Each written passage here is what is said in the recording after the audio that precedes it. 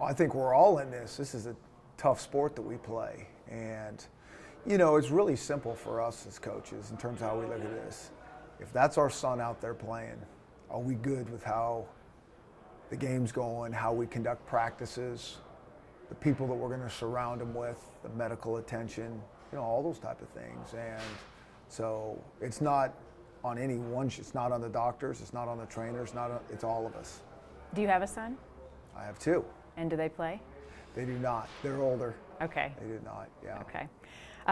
Of course, over your career, you've probably seen many concussions happen on the field. What have you learned from those? Well, what I've learned is how dramatically the concussion culture has changed.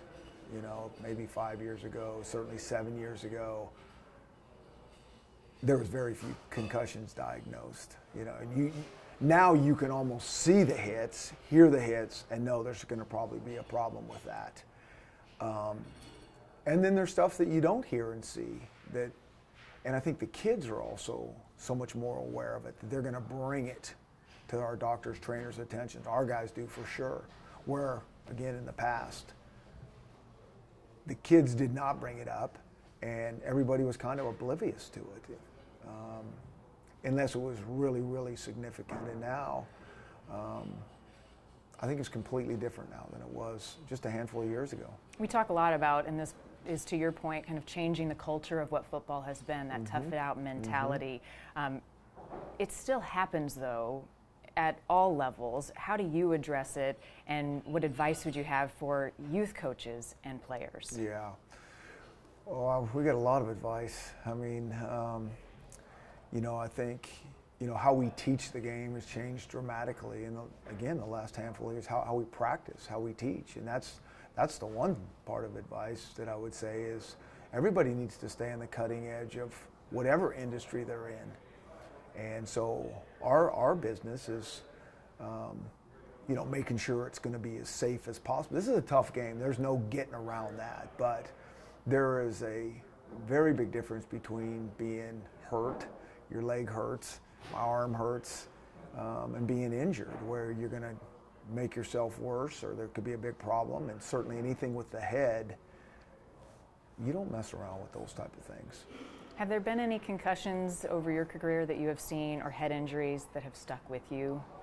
Yeah, for sure.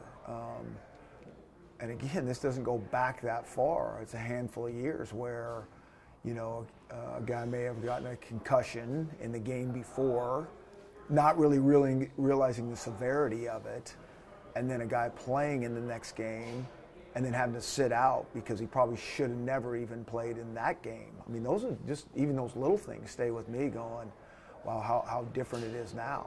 That wouldn't happen now at all. And I think, you know, the proper recovery and identifying these things early enough and letting people heal up, I think can be a really significant step forward in terms of managing this whole thing. Can concussion protocol be difficult when a big game is on the line? Have you seen that? Yeah, I get what you're getting at.